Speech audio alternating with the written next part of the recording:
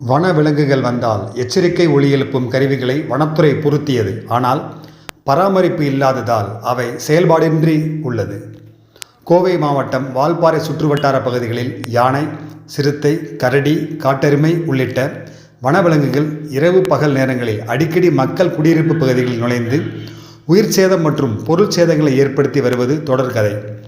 இச்சம்பவங்களால் பொதுமக்கள் பெரும் அச்சமடைந்து வரும் நிலையில் பொதுமக்களின் பாதுகாப்பு கருதி முன்னெச்சரிக்கை நடவடிக்கையாக வனவிலங்குகள் குடியிருப்பு பகுதிகளில் நுழையும் போதே சென்சார் ஒலி எழுப்பி கருவி மூலம் தெரிந்து கொண்டு எச்சரிக்கையாக இருக்கும் வகையில் வால்பாறை வனச்சரகம் மற்றும் மானாம்பள்ளி ஆகிய இரு வனச்சரகத்திற்கு உட்பட்ட மக்கள் குடியிருப்பு பகுதிகளில் சுமார் 600க்கும் மேற்பட்ட சோலார் ஒலி எழுப்பும் கருவிகள் கடந்த ஒரு ஆண்டுக்கு முன்னர் வனத்துறையினரால் பொருத்தப்பட்டது.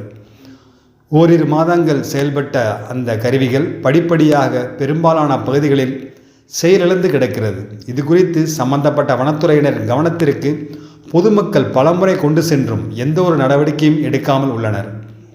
இதனால் வனவிலங்குகள் கிராமத்திற்குள் வந்தாலும் முன்கூட்டியே அறிந்து கொள்ள முடியாத சூழல் நிலவுகிறது.